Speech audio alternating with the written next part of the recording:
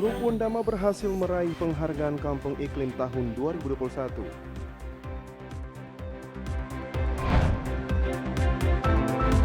Memperingati HUT ke-123 tahun, Kota Manokwari, pemerintah daerah Kabupaten Manokwari melaksanakan Lomba Yospan.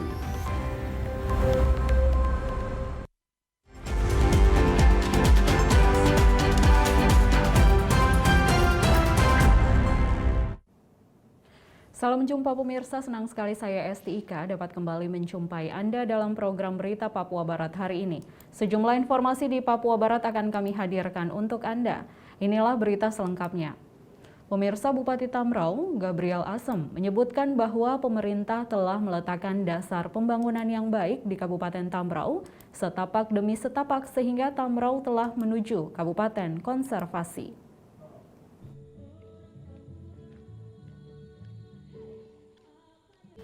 Hal tersebut disampaikan Bupati Tambrau belum lama ini. Gabriel Asem menyebutkan, ia bersama wakilnya telah meletakkan dasar pembangunan dengan baik, setapak demi setapak telah mewujudkan Kabupaten Konservasi dengan membuat berbagai program yang mengarah kepada keseimbangan pembangunan infrastruktur, pembangunan ekonomi dengan melestarikan keanekaragaman hayati, dan penghormatan terhadap gerak kebudayaan.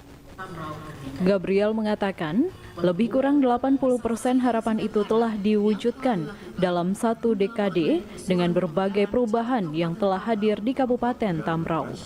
Yang dulunya terisolasi, kini akses tersebut telah terbuka dengan pembangunan jembatan dan jalan raya yang terbentang sepanjang 600 km antara distrik, kampung, dan jarak kabupaten. Kami telah meletakkan dasar pembangunan dengan baik.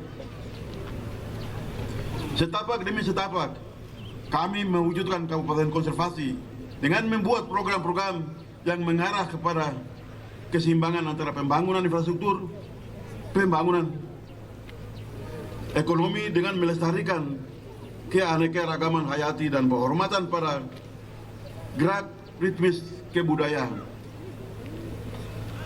Lebih kurang 80% harapan itu telah kami wujudkan dalam suatu dekade ini. Kini sebuah perubahan tengah hadir di Kabupaten Tambrau. Kita bisa melihat bagaimana mulanya Tambrau sebagai daerah yang sepi, gelap dan terisolasi, kini telah memiliki akses yang terbuka. Dari tak ada satupun jembatan dan jalan, kini telah terbangun puluhan jembatan dan jalan raya yang membentang sepanjang 600 km yang menghubungkan semua berjarak, jarak kabupaten, jarak distrik, jarak kampung. Gabriel Asem menambahkan, Kabupaten Tambrau juga tercatat sebagai kabupaten pertama di Indonesia yang mengadakan kontrak jual beli daya listrik energi terbarukan dengan PT PLN. Selain itu, Tambrau juga merupakan daerah yang diperhitungkan di nasional hingga internasional karena hutan Tambrau sebagai penjaga ketersediaan oksigen beserta unsur-unsur hayati di bumi. Terlebih khusus menjadi rumah terbesar habitat 716 jenis burung, termasuk burung cendrawasih. Bahkan kini, Tambrau tercatat sebagai kabupaten pertama di Indonesia yang mengadakan kontrak jual beli daya listrik energi terbarukan dengan PT PLN.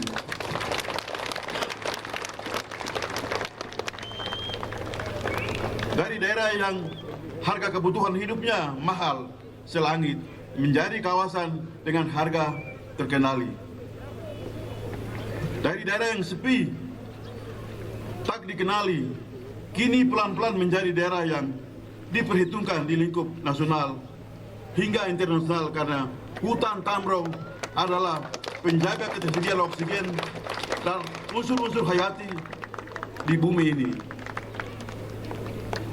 Terkhusus menjadi rumah besar bagi habitat 716 jenis burung, termasuk burung cendrawasih, burung kehormatan bagi orang asli Papua. Bupati Tambrau merasa bangga dengan pencapaian yang ada, meski masih banyak yang harus dikerjakan untuk mengejar ketertinggalan dengan daerah di luar Papua. Apa yang telah dilakukan pemerintah ke depan bisa memberikan dampak baik bagi masyarakat Tambrau. Tim Liputan, TVRI Papua Barat melaporkan. Dinas Perhubungan Kabupaten Manokwari akan kembali mengkaji ulang pintu masuk Manokwari City Mall. Hal ini dikarenakan kendaraan yang masuk ke area parkir harus memutar cukup tajam yang menyebabkan kemacetan.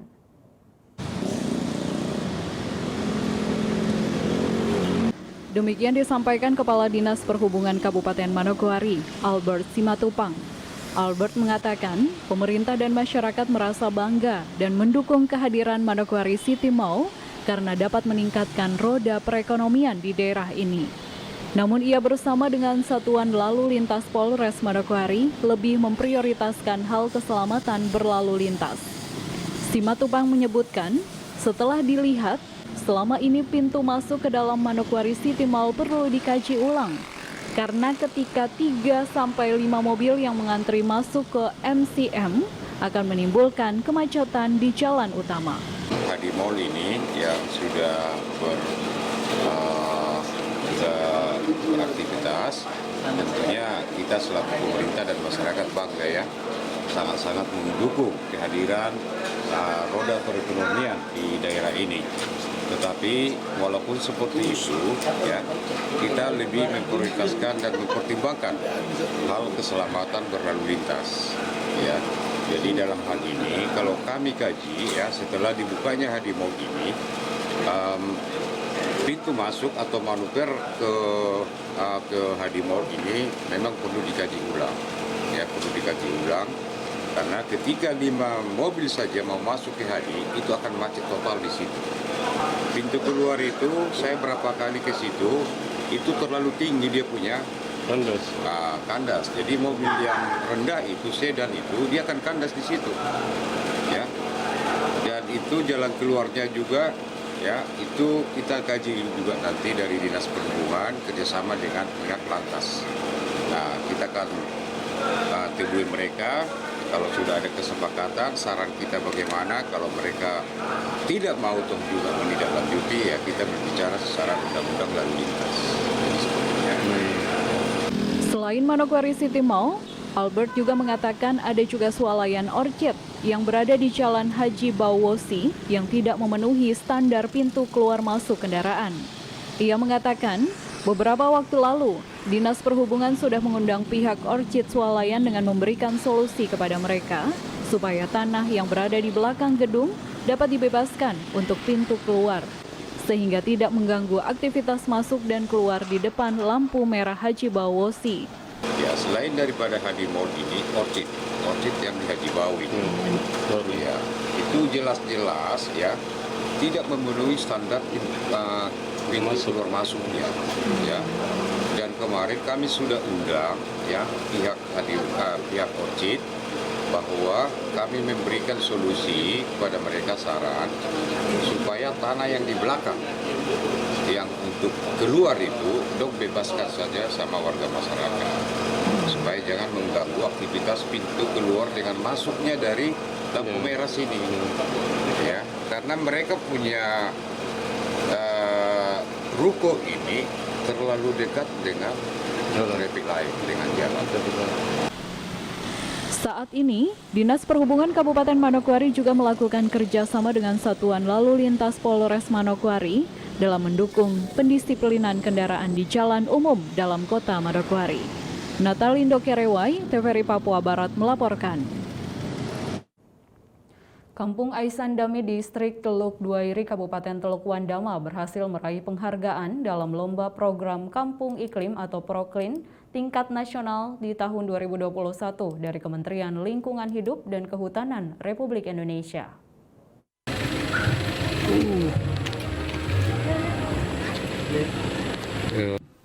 Proklin adalah bentuk apresiasi terhadap kelompok masyarakat yang melakukan aksi adaptasi dan mitigasi perubahan iklim secara berkelanjutan.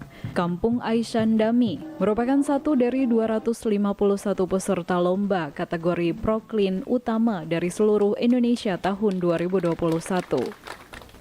Penyerahan tropi Proklin utama kepada Kampung Aisandami dilakukan pada Senin 1 November lalu oleh Kepala Wakil Bupati Teluk Wandama, Andarias Kayukatui, dan selanjutnya diserahkan kepada PLT Kepala Kampung Aisandami, Ernawati Rumbekwan.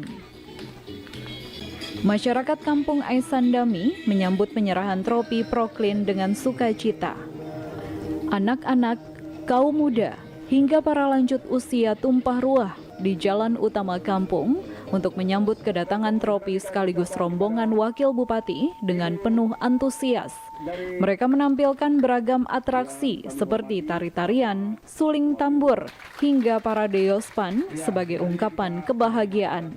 Untuk seluruh Indonesia pada tahun 2021 ada 251 peserta khusus untuk Proklin utama.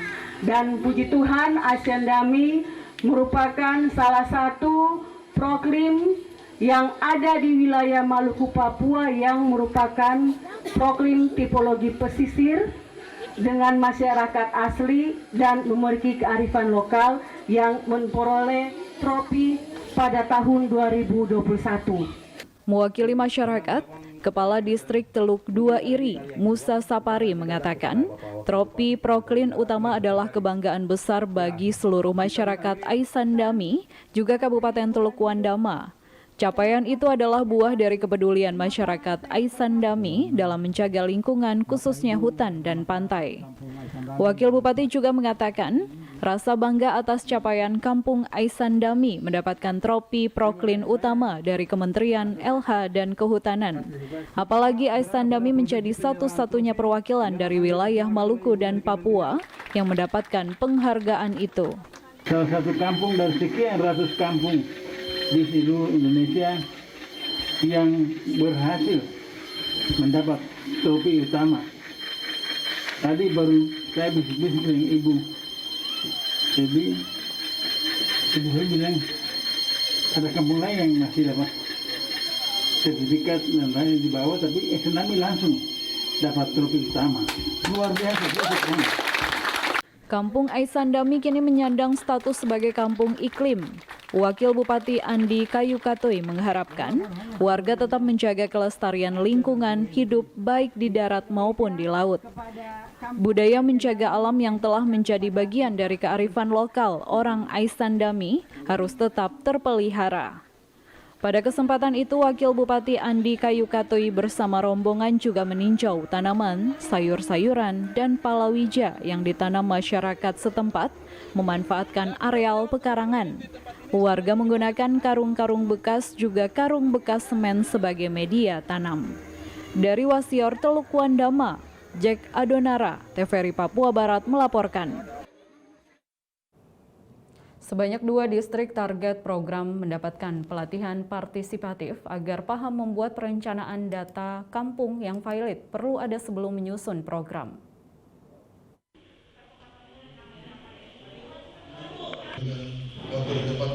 Hal tersebut disampaikan Bupati Fakfak melalui asisten Sekda Bidang Pemerintahan dan Umum, Arobi Hondom, dalam sambutan sebelum membuka pelatihan kader distrik kampung di Provinsi Papua Barat.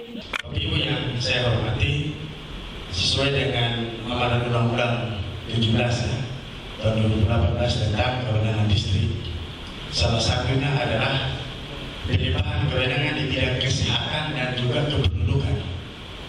Kemudian diamanatkan juga di dalam undang-undang khusus yang hari ini salah satu bentuk kegiatan adalah pendampingan melalui kader kampung.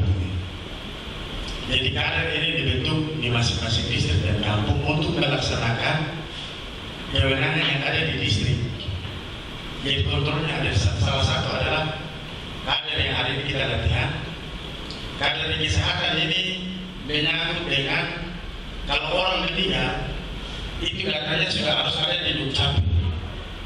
Keterangannya ada di kampung yang kuat melalui distrik. Oleh sebab itu, Bapak Ibu yang hadir ini harus mengerti betul apa yang nanti dijelaskan oleh para pengasuh ini. Dalam hal itu, penatar program Kompak Dr. Lingga Wijaya kepada TVRI mengatakan, para kader dalam kegiatan ini dilatih menyusun program dengan memahami lingkungan kampungnya, serta mengemukakan solusi terkait kesehatan, khusus stunting dan administrasi kependudukan. Ya, jadi hari ini pelatihan kader prospek untuk materi kesehatan sedang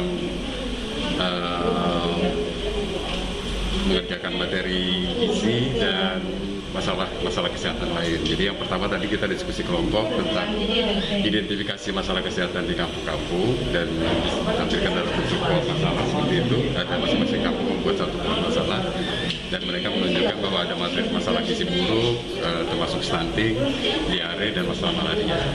Kemudian sesi berikutnya itu tentang gizi. Jadi kita mengidentifikasi apakah pola makan keluarga sehari-hari di kampung itu sudah memenuhi kebutuhan gizi atau tidak, sesuai dengan panduan gizi seimbang atau tidak. Nah, kemudian ini masih berlangsung. Setelah ini kita akan minta mereka presentasi dan kita bahas apakah masalah-masalah gizi ini sumbernya pada ketidaktersediaan bahan makanan atau masalah perilaku atau masalah pengetahuan yang kurang.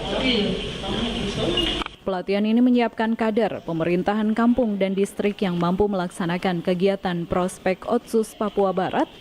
Tujuan khusus komponen kesehatan menambah keterampilan peserta untuk mengidentifikasi permasalahan kesehatan di kampung, meningkatkan pengetahuan peserta mengenai permasalahan gizi pada balita dan ibu hamil, serta upaya untuk mengatasinya.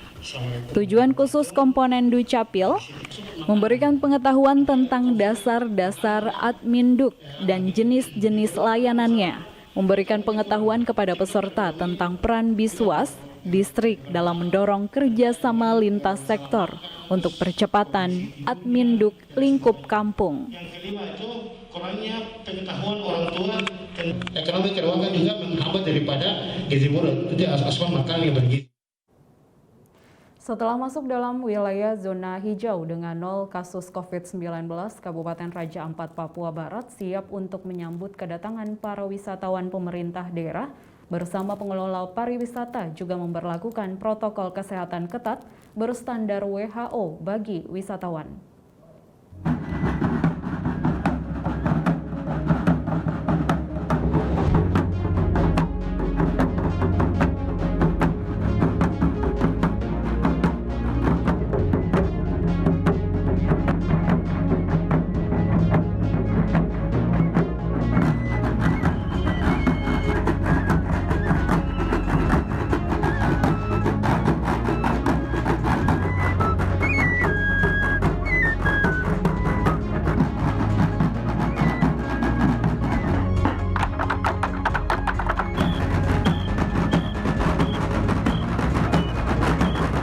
Setelah masuk dalam wilayah zona hijau dengan 0 kasus COVID-19, Kabupaten Raja Ampat, Papua Barat siap untuk menyambut kedatangan para wisatawan di daerah yang berjuluk surga kecil jatuh ke bumi.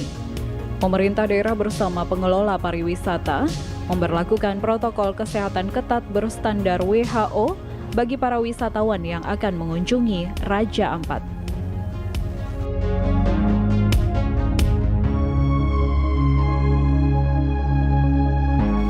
Tak hanya terkenal dengan keindahan alam baharinya yang mempesona, namun juga keindahan adat istiadat yang sangat menawan. Di tengah wabah COVID-19 yang melanda dunia, termasuk Indonesia, Raja Ampat yang merupakan salah satu destinasi wisata dunia juga mengalami imbas dari wabah COVID-19. Kepala Dinas Pariwisata Kabupaten Raja Ampat, Yusdi Lamatenggo, mengaku imbas COVID-19 turut memukul sendi-sendi perekonomian di Kabupaten Raja Ampat yang sumber pendapatan asli daerahnya salah satunya dari jasa pariwisata. Setelah hampir 2 tahun pariwisata dunia di ujung timur Indonesia ini ditutup, kini pariwisata Raja Ampat telah kembali dibuka. Menurut Yusdi, dengan dibukanya kembali pariwisata dunia di Pulau Surga Raja Ampat, diharapkan perekonomian daerah dan masyarakat akan kembali bangkit. Namun sabar dulu, untuk mengunjungi Kabupaten Raja Ampat, wisatawan yang ingin menikmati keindahan alam surga di tanah Papua ini wajib mengikuti protokol kesehatan ketat. Tak main-main, pemerintah Kabupaten Raja Ampat menurut Yusdi memberlakukan protokol kesehatan berstandar WHO. Aturan ini diberlakukan mengingat Raja Ampat saat ini telah memasuki zona hijau, di mana hal ini dilakukan sebagai upaya pencegahan penyebaran COVID-19. Saat ini angka kunjungan turun drastis di Raja Ampat, dan kita berharap semoga ini akan cepat berlalu sehingga usaha masyarakat bisa akan lebih bermanfaat. Ya, kami di sini sesuai dengan standar WHO ya, jadi kita betul-betul menjaga orang yang datang ke Raja Ampat.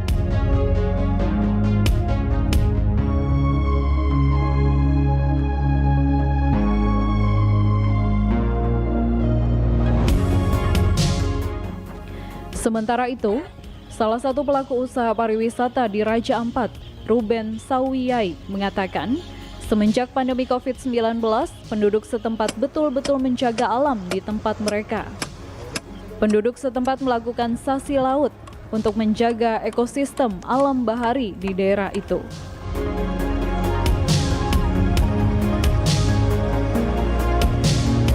Lagi di dive site yang paling terkenal di Raja Ampat, Cape Creek. Cape Creek juga akan pasang larangan di atas. Larangan ini menunjukkan kita tidak boleh mancing atau mengambil ikan di dive site tersebut. Keindahan panorama alam bahari Raja Ampat sudah sangat dirindukan para wisatawan dari seluruh dunia untuk mengunjungi daerah itu. Pemerintah Kabupaten Raja Ampat juga membuka pintu seluas-luasnya bagi wisatawan untuk mengunjungi dan menikmati keindahan alam bahari Raja Ampat.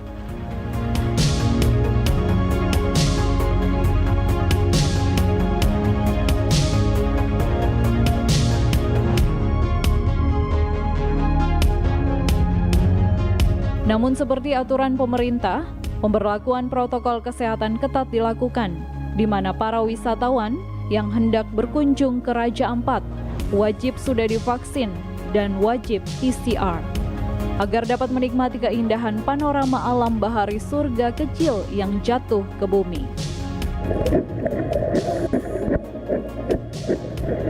Nah, tunggu apa lagi? Siapkan rencana liburanmu dan silahkan melepas rindu bersama keindahan panorama alam Raja Ampat yang takkan pernah bosan untuk dikunjungi.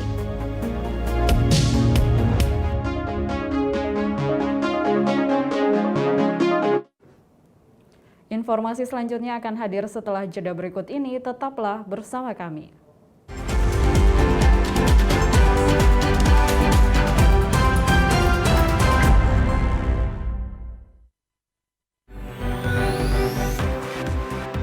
Menyajikan berita-berita terupdate di Papua Barat, ekonomi, sosial budaya, dan pemerintahan. Secara lugas dan terpercaya. Saksikan Papua Barat hari ini, setiap hari pukul 18.00 waktu Indonesia Timur, hanya di TVRI Papua Barat, media pemersatu bangsa.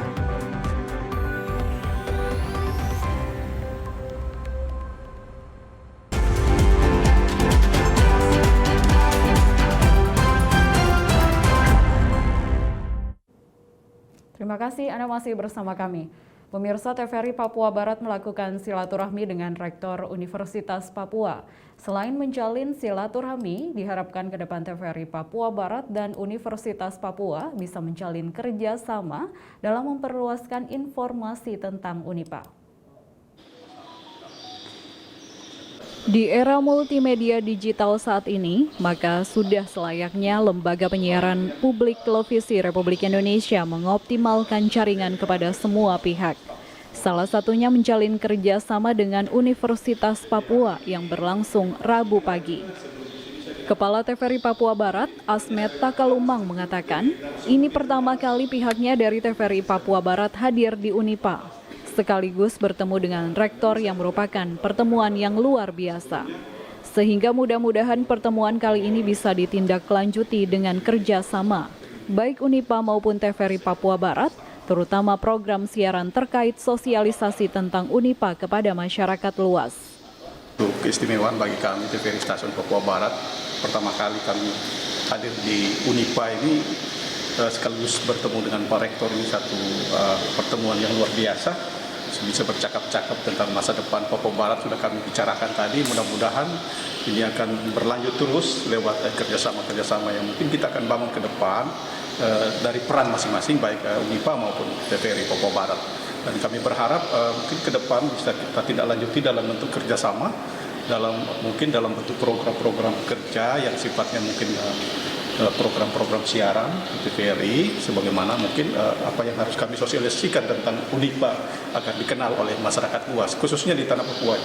Mungkin itu aja. Terima kasih.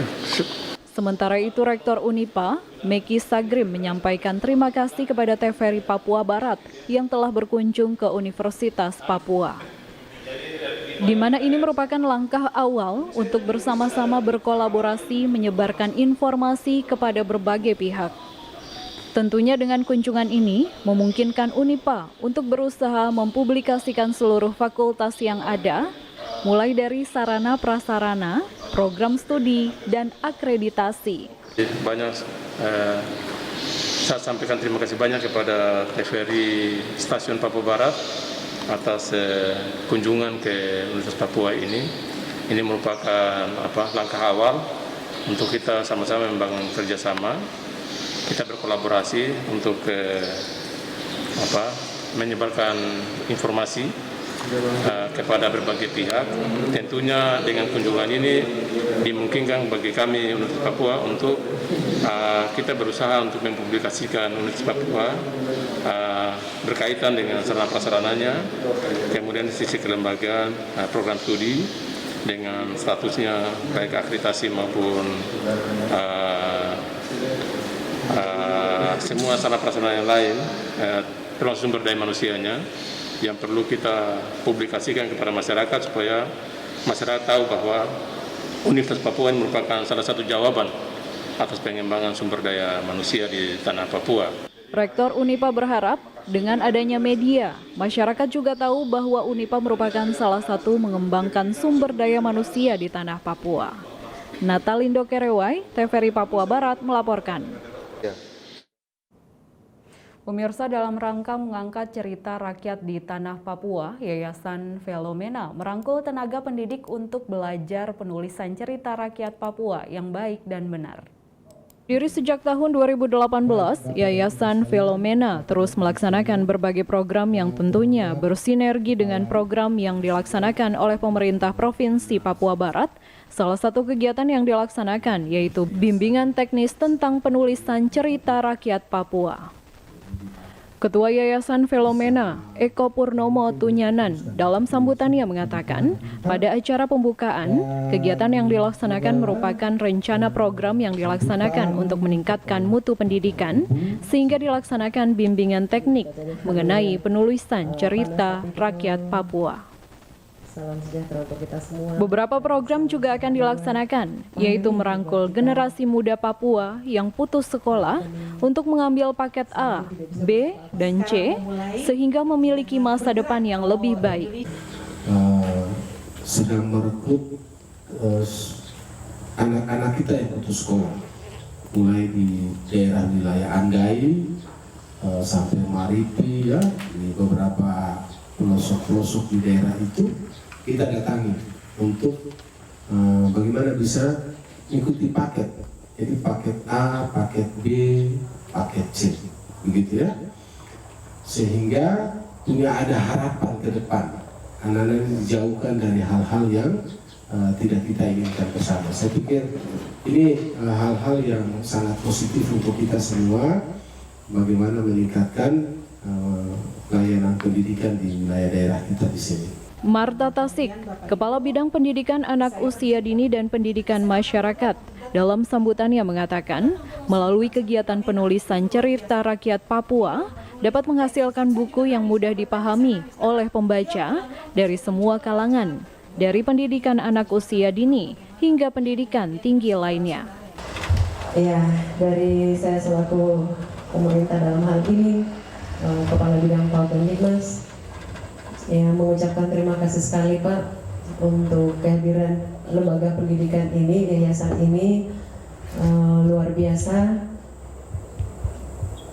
Di sini pesertanya hanya sedikit, tetapi kemudian merekrut semua jenjang, luar biasa sekali, supaya tetap berkesinambungan tentunya.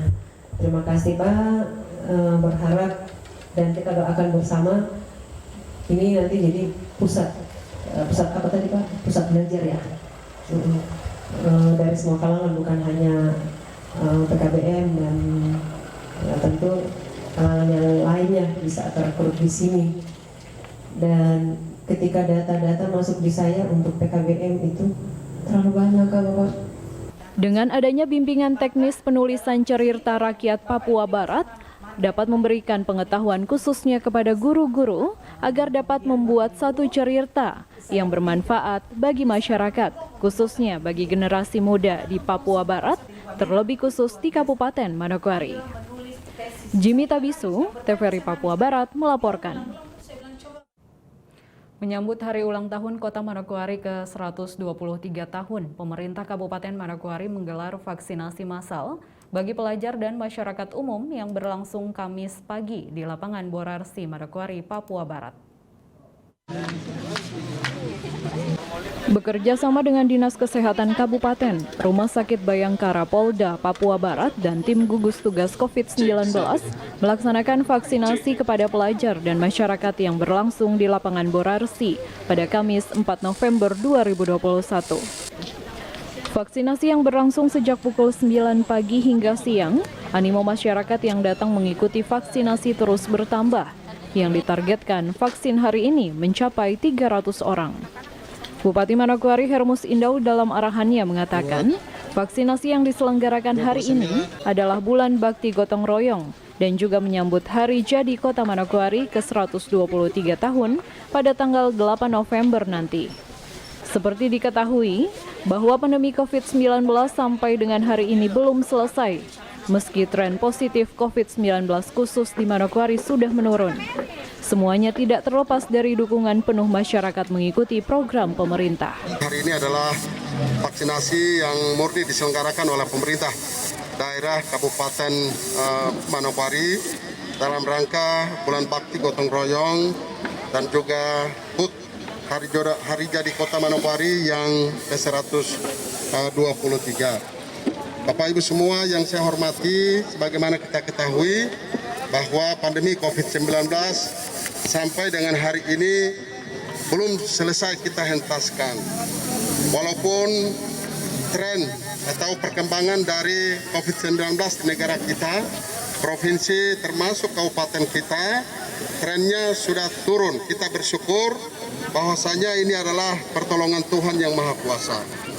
Trennya turun disebabkan juga karena ada kesadaran yang tinggi dari seluruh warga masyarakat kita untuk mengikuti program vaksinasi.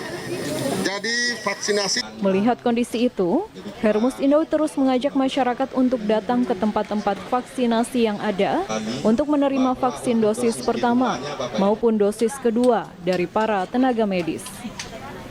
Terhadap upaya pencegahan dan juga pemberantasan pandemi COVID-19 khususnya di Kabupaten Manokwari. Nah, melihat kondisi itu, maka saya mengajak kita semua, seluruh masyarakat Manokwari untuk datang ke tempat-tempat vaksinasi seperti yang hari ini kita laksanakan di lapangan Borarsi untuk mengikuti atau melaksanakan vaksinasi atau menerima vaksinasi dari petugas-petugas medis kita. Dengan demikian saya percaya bahwa herd immunity kita atau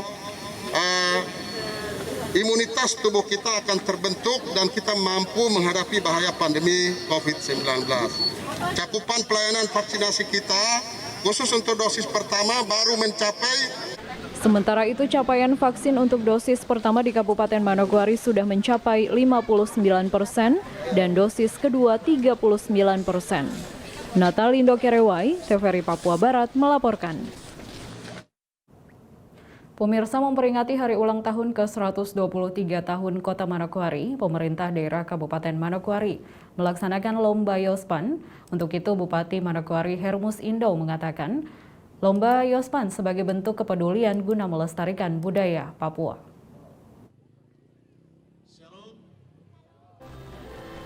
Sebanyak 91 tim mengikuti kegiatan Lomba Yospan yang dilaksanakan pemerintah Kabupaten Manokwari dalam menyongsong perayaan Hari Ulang Tahun Kabupaten Manokwari ke-123 tahun. Lomba tersebut dilaksanakan di lapangan Satanto Agustinus Brawijaya, Manokwari. Pada acara pembukaan, dihadiri Bupati dan Wakil Bupati, Sekda, pimpinan organisasi perangkat daerah, serta anggota Forum Komunikasi Pimpinan Daerah di lingkup pemerintah Kabupaten Manokwari dan masyarakat Kabupaten Manokwari. Albert Simatupang, Ketua Panitia Lomba, dalam laporannya mengatakan, tujuan dari kegiatan Lomba Yospan adalah untuk membudayakan masyarakat sebagai tari pergaulan guna menjalin persahabatan dan persaudaraan dan juga melestarikan budaya Papua. Maksud dilaksanakannya Lomba Yosim Pancar atau Yospan adalah untuk membudayakan masyarakat dan memasyarakatkan budaya lokal sebagai tari pergaulan guna menjalin persahabatan dan persaudaraan. B. Tujuan. Adapun tujuan diselenggarakannya Yospan adalah untuk melestarikan budaya tari Papua sehingga budaya Papua tidak hilang atau tergilas oleh karena kemajuan zaman. Dengan demikian diharapkan masyarakat Manokwari wajib menjunjung tinggi nilai-nilai sejarah dan budaya serta kearifan lokal. Karena Manokwari untuk semua untuk Manokwari. Ketiga, Bupati Hermus Indo dalam sambutannya mengatakan, melalui momen Hari Ulang Tahun Kabupaten Manokwari ke-123 tahun, sebagai bentuk kepedulian untuk melestarikan budaya asli Papua, serta yang terpenting, menjalin rasa persaudaraan di Kabupaten Manokwari. Manokwari tahun 2021 yang dilaksanakan oleh panitia ini, sebagai bentuk kepedulian sekaligus melestarikan budaya asli Papua. Kita sebagai masyarakat perlu melestarikan agar keberadaan Yosim Pancar tidak lenyap di telan zaman dan tetap terjaga kelestariannya. Selain membangkitkan kembali Yosim Pancar di Kabupaten Manokwari, hal yang utama dan terutama adalah menjalin rasa persaudaraan dan kekeluargaan yang sinergis antar sesama masyarakat di Kabupaten Manokwari untuk menyambut Hari Jadi Kota Manokwari yang ke-123.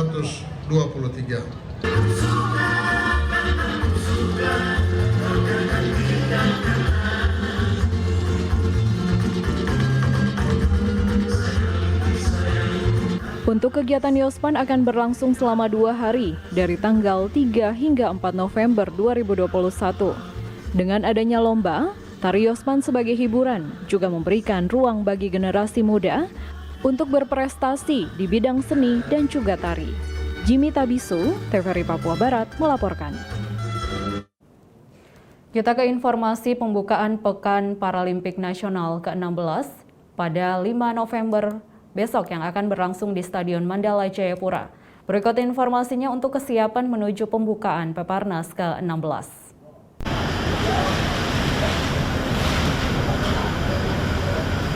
Pekan Paralimpik Nasional ke-16 mulai 5 November besok akan berlangsung hingga 15 November. Pembukaan Peparnas yang akan dihadiri Wakil Presiden Republik Indonesia, Kiai Haji Ma'ruf Amin, dengan membatasi undangan. Stadion Mandala yang berkapasitas 800.000 orang dibatasi hanya 25%, sehingga diperkirakan 4.000 orang yang dapat masuk stadion untuk mengikuti upacara pembukaan.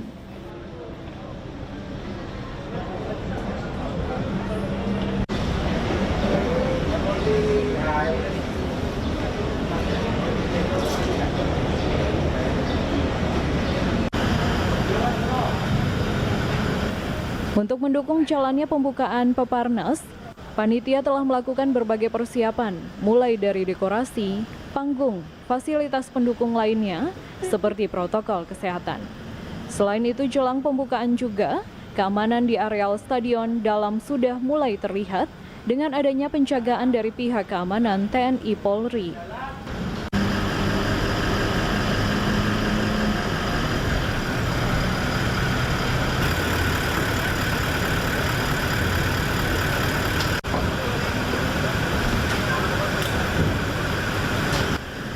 Pekan Paralimpik Nasional yang akan berlangsung hingga 15 November mendatang akan mempertandingkan dan melombakan 12 cabang olahraga yang akan diikuti oleh atlet dari 34 provinsi.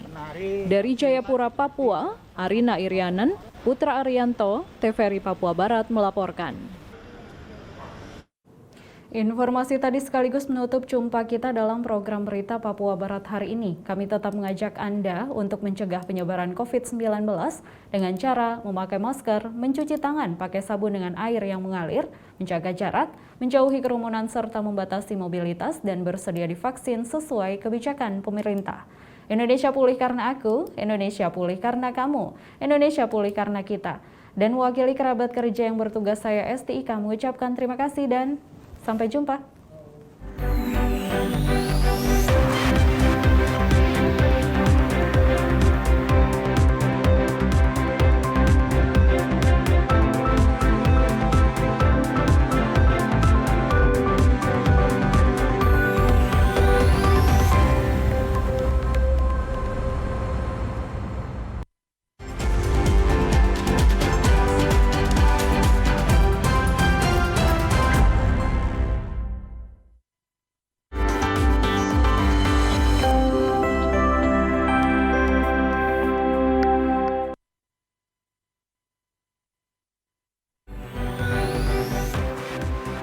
Menyajikan berita-berita terupdate di Papua Barat, Ekonomi, sosial budaya, hukum kriminal, dan pemerintahan. secara lugas dan terpercaya. Saksikan Papua Barat hari ini, setiap hari pukul 18.00 waktu Indonesia Timur, hanya di TVRI Papua Barat, media pemersatu bangsa.